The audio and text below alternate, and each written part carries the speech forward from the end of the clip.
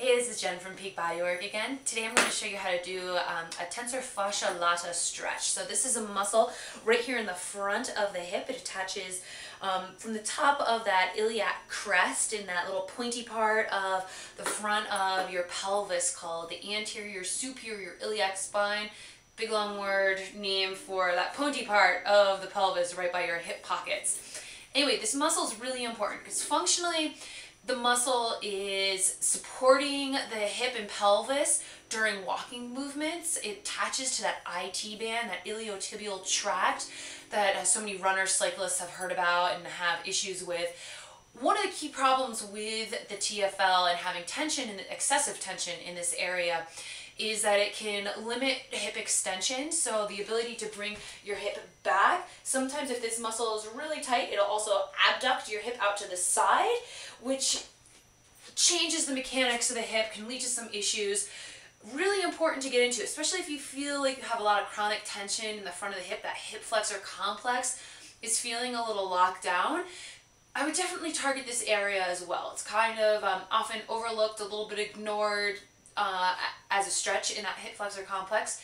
So you're going to tie yourself in a pretzel today. This is what you're going to do. So working on the right side, you're going to lay on your left side. You're going to reach your leg back. If you can't reach your foot comfortably, you can always use dog leash, yoga strap, whatever you've got there to pull your foot back.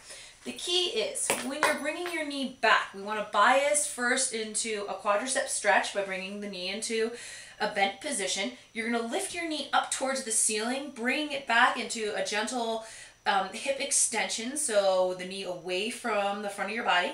Now you're going to drop your knee down towards the floor, still keeping your foot elevated and in that extended position. Now you're going to link your other foot on top of your knee to create some resistance. Now you're going to press your knee up towards the ceiling again. Contract, relax, really firing that muscle, pulling it back down, taking up the slack, contracting for about 5 seconds. 1, 2, 3, 4, 5, relax, bringing that knee down. You'll really feel a strong stretch, definitely targeting this area of the hip. You might also capture some of the lateral part of the outside of the thigh.